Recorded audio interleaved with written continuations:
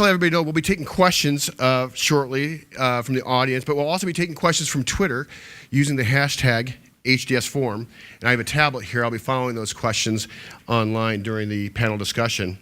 But before we get started, I just curiously, how many people here have been skeptics of big data? Just skeptical of it, whether it's marketing hype. How many people are skeptical? We got a few hands. Very good. Well, I have to admit, I was a skeptic of big data and always kind of viewed it as more hype. I mean, we've always had data analytics. And what could possibly be different or changing about big data? And going back to when some of the vendors first introduced the concept of big data, it always seemed to be like they were trying to sell something or market something new and different. And like I said, we've always had big data analytics. But what's changed is scale. And if you look at, you've probably seen graphs like this before, look at the ramp of growth of storage. And this is from IDC. This is what's projected to grow through 2015 and beyond. So what's changed? And a great example comes from The Economist. A few years ago in the 90s, IBM tried a language translation tool and developing it from machine learning. So they had to reference documents that would be translated in different languages. So they used the Canadian Parliament documents that were translated between French and English. And they also used the European Parliament, which obviously because those documents were translated into multiple languages. And the consequence of that is they had essentially a repository of millions of documents translated into multiple languages, and the results from that were good, but not great. IBM ended up abolishing the program in the late 90s. But what's changed is Google came around, and Google built their own translation tool, but rather than dealing with a repository of millions of documents, now they had the World Wide Web and 200 billion documents that were already translated, and all the nuance that you can think of with language, they were able to pick up those nuances. Instead of just having a good solution, they had a great solution because it was the amount of data that they had to reference, to mine, to get that. So really, we look at the challenge today, and companies historically have retained, by compliance or for other reasons, vast amounts of data because they were required to. But now the equation's changing a little bit. Now if you can mine that data for information, leveraging big data tools, what's the value in that? And what hidden treasures can you find by analyzing the data that you have in your repositories? So after seeing the Google example, and there's literally thousands of examples of big data in use today, and we're going to talk about some of those today, I became convinced. That's my car. That's my license plate. Big data, fine German engineering, by the way, with the Mercedes. And so I became a believer. And with that as the context, I want to discuss with Bob and Juergen some of the right off the bat, were you guys skeptics of big data when this first came out? It's always the Brits, they start with me. Okay, well, in the beginning, the point was that big data was never precisely defined, what big data should mean, and even what impact this will have for the economy, even for the industries, and so on. So the point currently now is that some people exactly know the discussion and know the content, what big data can be for a company. But it's currently still a very skeptical topic. After we ran the topic cloud. So it's a lot of things where the name can be burned very quickly if you don't tell the people and bring some, well, I would say light into that discussion. Bob, what's your experience been as you talk to customers? Are they skeptical of big data? Are they beginning to see the value in big data? So I think initially, yes, people were extremely skeptical. And I don't see that as a bad thing, to be honest. I see that as quite a good thing because I think you always should take a skeptical approach to start with until you see what these things are capable of delivering. I think there's a lot of parallels with cloud. If you look at cloud initially from 3-4 years ago, a lot of skepticism, a lot of ill-defined talk about what cloud could and couldn't do. And I think over the last 2 years, that's become much clearer what cloud is capable of delivering both now and perhaps in the future. And I think we're sort of where we were with big data now, where we were with cloud 2 years ago. People starting to see what may be possible. I think in some ways big data is not even the right term, because for a lot of organisations the amount of data isn't big, but the value that they can get from it is big. So it's, in my view, big data doesn't really describe what it's capable of delivering. And I think that will mature over the next 1-2 years. Well, let's talk about real-world scenarios. If we can use HDS as an example of some big data solutions out there that we're not, because many times vendors talk about big data as this large abstract idea and pieces, parts, Hadoop, and other things. Give us some real-world examples. So one example that springs to mind about it not being big data. There's a chain of sandwich shops in London called Eat.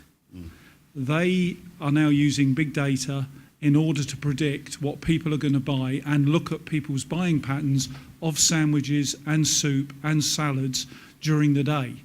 So what they did was they equipped all of their store managers, there's about 30 stores in London, with iPads. They're feeding them real data from all the other stores every 15 minutes. This data looks at, so what's selling well, what isn't selling so well, where should they even position some of the goods on the shelves in the store? Because if you put a particular sandwich at head height in the middle, it doesn't actually matter too much what it is, you will sell more of them.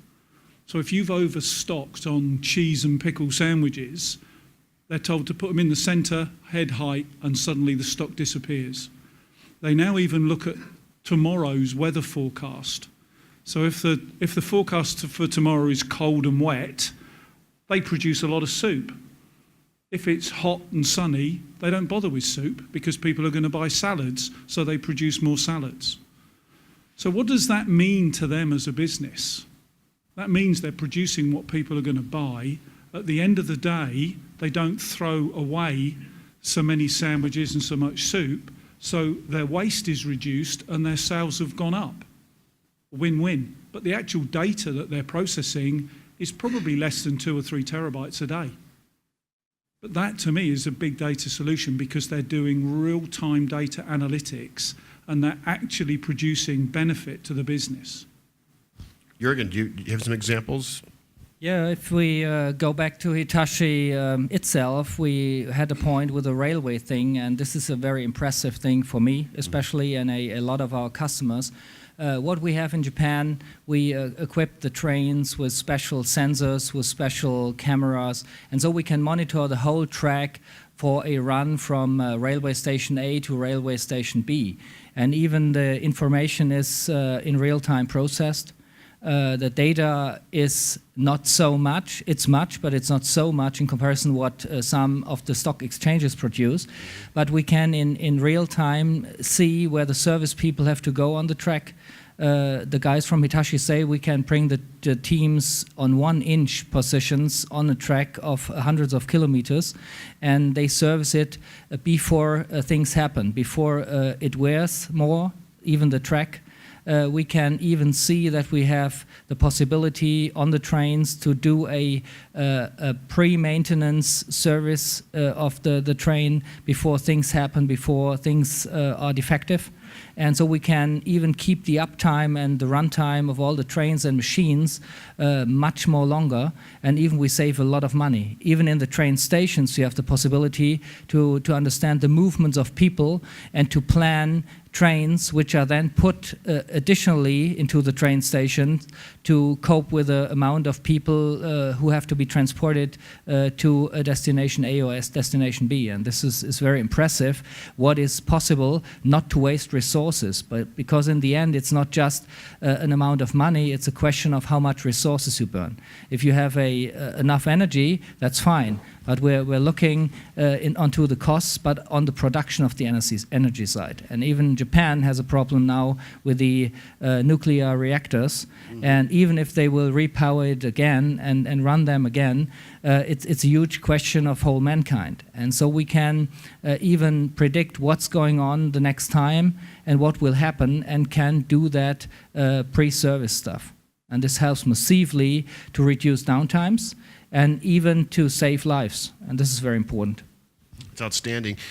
We've got a question from Twitter. I'm going to ask Bob here in a second. But if anybody else in the audience has any questions around big data and the topics we're talking about here, please raise your hand and we'll get to you. But Bob, the question I have here is, how do you see the role of the IT manager, the CIO, or the CTO changing now that we're able to apply a dollar value to data? It's a little loaded there. Yeah, that's quite interesting. So I think a lot of these big data projects are not coming from IT. They have to come from the business, because as I see it, IT are capable of delivering the service, but the business really has to define what that service is. Mm-hmm. I don't think it's IT's role to tell the business, "Oh, we can provide you data on sandwich sales." They could, I suppose, if they see that as an opportunity. But really, it's, in my view, a lot of it's being driven by the business saying, "Can you give us this data? We need to look at these trends. Do we have this data available? Can you provide it to us in a format that we can understand?" And then I think it's IT's role to actually build the solution, or with our help, hopefully, to build the solution to deliver that. What about the concept of a data scientist? We've heard this floated out there, where it's kind of a hybrid of a data analyst, a business analyst, and mix in a little programming skills there. Is that a real skill that companies are looking for? Yes, in my view it is, and we do see people and some organisations now actually advertising for those types of skills. I think it's a difficult one to define, because it's almost like trying to define something you don't understand. We're trying to find people that can look and search outside the box, if you like, for things that other people haven't seen before, to have a different way of looking at some of this data that's coming in streams. Whether it's on Twitter streams, whether it's coming in via Facebook. How can that data be taken, analysed, and then used to improve the business or the service that the business provides? And Juergen, I would imagine, this sounds like a business process problem that we're solving. It's not an IT problem.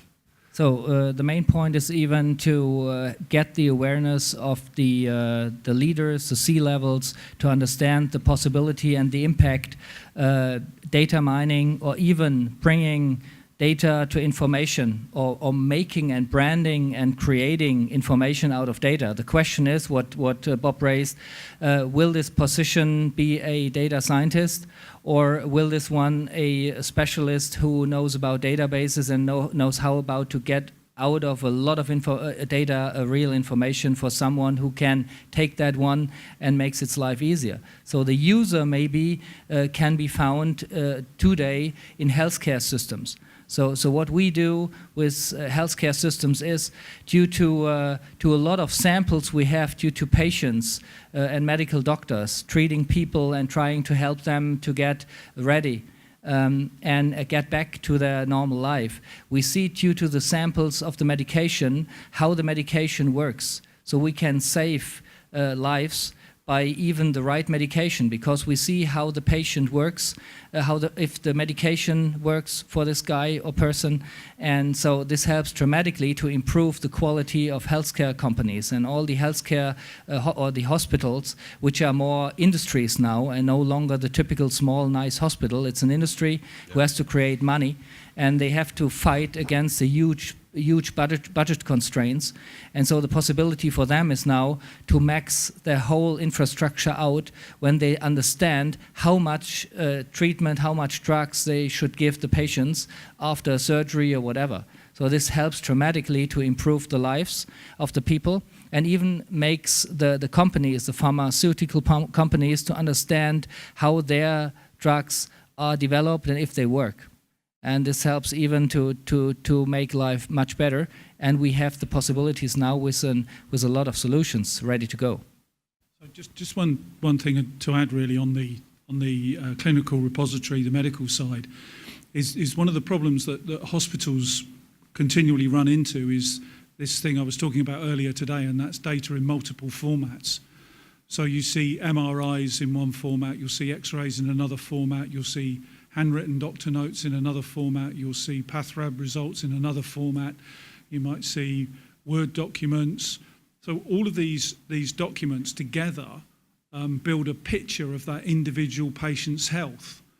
But because they're all held in different formats and often in different systems, it's often very difficult to get a complete picture of one person's health records with one search. You finish up having to search 4 or 5 different systems, which inevitably leads to mistakes because one system doesn't get searched and there could be a vital piece of information in there and they finish up giving the wrong treatment.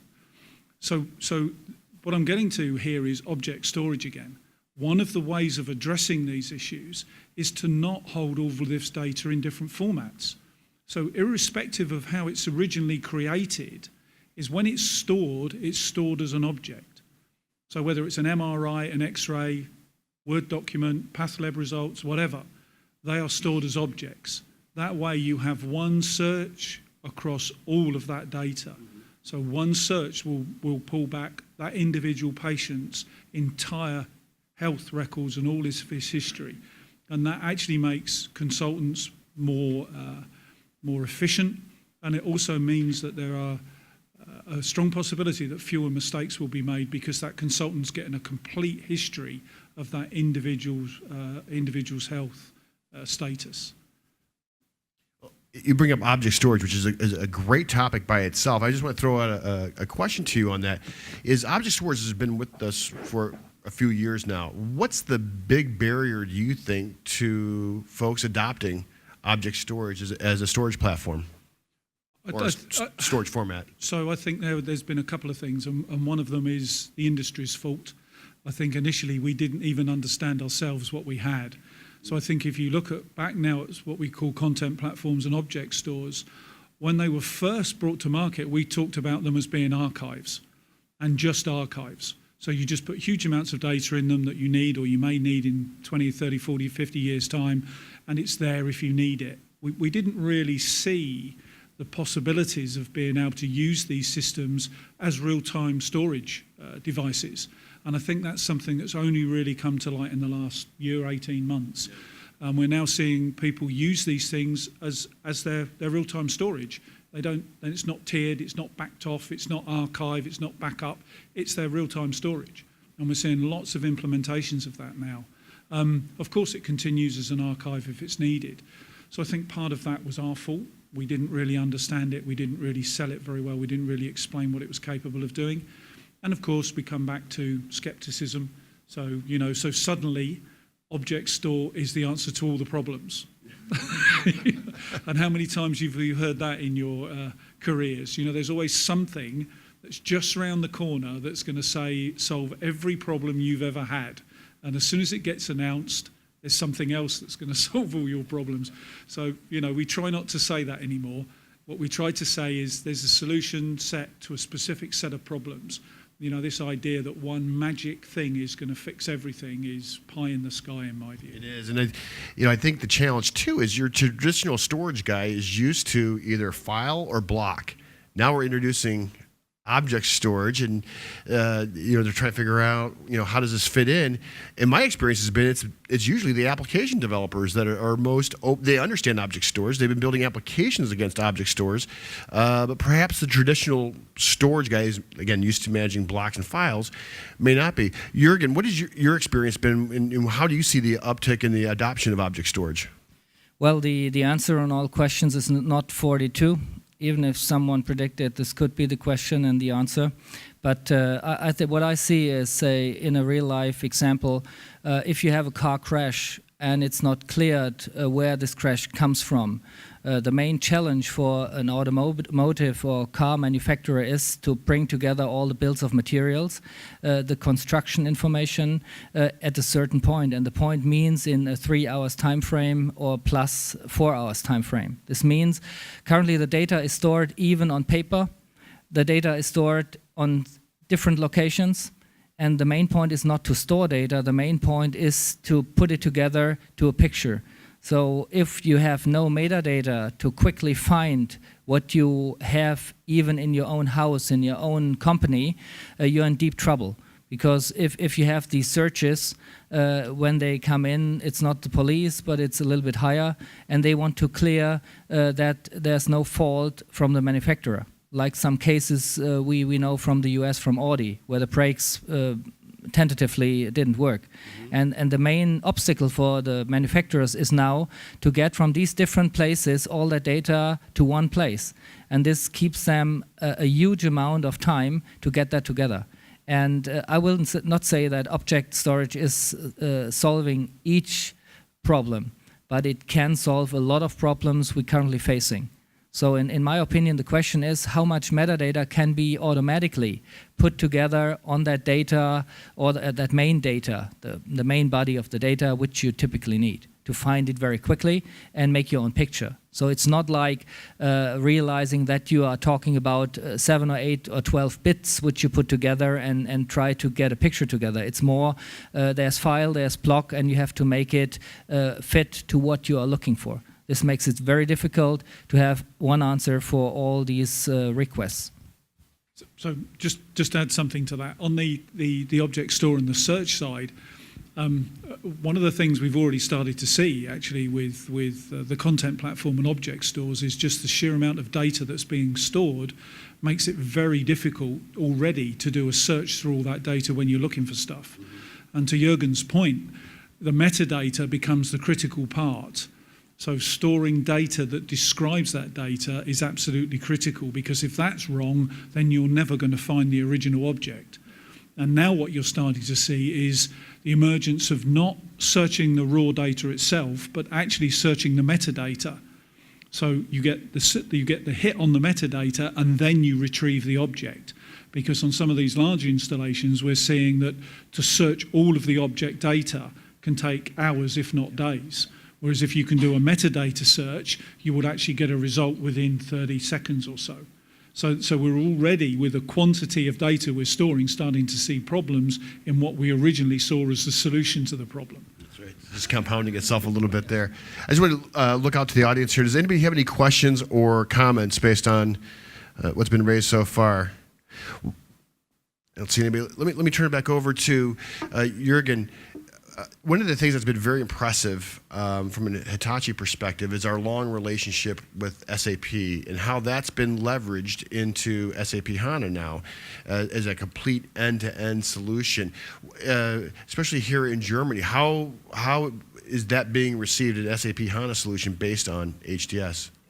So this morning we heard in the keynote of Christian Beinhauer how they and what they get out of the SAP HANA solution. But before it came to that solution, we had everything in our portfolio, but only a few parts are sold here in Europe. So the servers we still make since 2004, 2005. So we are not newbies and rookies in that area. But putting that together to create a new solution which helps the customer to even run HANA was then I would say a milestone which we set.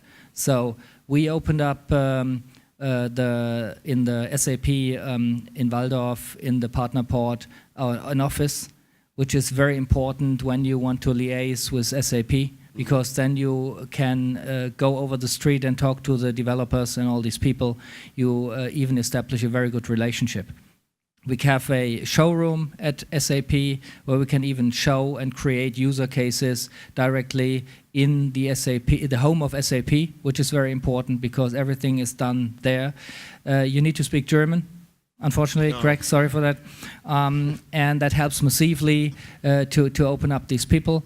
And even the solution we created is nothing very quickly. We have not been the first on the market with SAP and a HANA solution. But what we did is even the systems and even our approach allowed us and allows the customer, and this is much more important, to start with a S system, a small system, and with no data migration to go to an Excel system. And this is unique in the market because even we use our unified storage environments like a VSP or a HAS or HAS VM. So we store the data in a SAN storage and not on DAS disks. And this is very important for the customer because he has no interruption of his production, and he additionally can run his test systems in the same chassis. Mm-hmm. And this helps massively to save money. and even improve the quality and reduce the risk for deploying such a solution. And so we can bring down the deployment to a few days, depending on the pre-work which is done in comparison to the traditional work you would do. Bob, what's your experience been as a CTO across EMEA as far as the adoption and the uptake of SAP HANA overall, but then specifically, obviously, to HDS as the infrastructure that supports that? So I think we're at the beginning of that adoption curve. We're starting to see 2 or 3 organisations now start to deploy these solutions, specifically the SAP HANA solution. We're seeing a huge amount of interest in it, and now SAP are talking about also being able to run business objects in the same manner as SAP HANA. So I think that's going to generate more interest. I think the other interesting thing around here is, though, in my view, this is the start of a trend. I think we're going to see more and more, not necessarily in memory computing, but we're going to see more and more instances of either the servers being placed in the storage or the storage being placed in the servers. It's immaterial which way around you look at it, because when we go back to talking about big data, and when we are really talking about huge amounts of data, the days of being able to move it around from location to location easily and quickly are rapidly disappearing. It's now becoming easier to move the compute to the data than it is to move the data to the compute. So I think you're going to see a lot more of that type of technology developed and deployed. I also think you're going to see a lot more of SSD flash technology being deployed in servers. So PCIe-based flash technology in servers to get the data as close as you can to the servers in order to be able to improve the processing time of that data, and also to stop having to move around petabytes of data all over the place, because that just makes no sense anymore. No, and especially when you're doing real-time analytics against SAP, that performance of that storage infrastructure better be able to keep up with the server. And Juergen, I would imagine that, I mean, throw a curveball here at you. Tell me right now what you see as the biggest challenge to whether it's an SAP HANA environment or big data at all within the customer environments that you've talked with. I would say the main point is to get the awareness of the top management, and even what is in for these guys, and even for a company. So very often it's still seen as an obstacle and a big hurdle when it comes to big data, because a lot of these people are too shy to ask questions and to understand or to raise the question, what do you mean by big data? They don't know what they don't know. Yeah, that's it. And it was the same with cloud and virtualization. These guys are saying, yes, we understand it.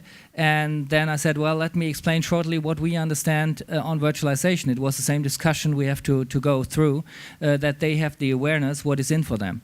It's not a buzzword. The main point is we have to bring the meat on the bones. This is very important. And to tell them what benefit they will have, especially the company will have and their customers. And I think this is a very long-term thing, and this is not just a bubble which will explode. It's more a realistic thing to understand and cope with a huge amount of data, even unstructured data, which is generated and will be generated every day, every minute, every second. We're sitting here. Yeah.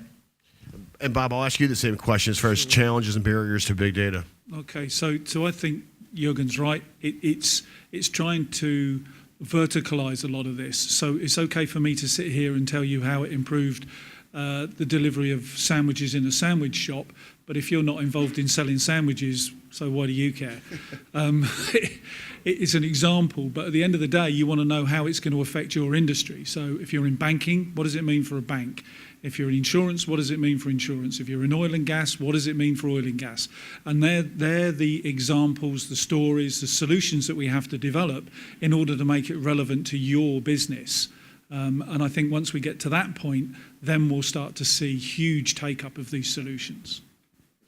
Give another opportunity here for our audience. If anybody has any questions or comments, feel free to stand up and we'll get a microphone to you. I don't see any questions or comments. Bob, you nailed it. Well, that's great. I think everybody's looking forward to a beer. That's yeah. Are we the only barrier between them and a beer? That's great. Well, I think we'll wrap it up then. Thank you very much, Bob. Thank you very much, Juergen. Thank you. Appreciate the feedback on big data, and you guys will be here floating around tonight, being available to ask questions. So very good. Thank you.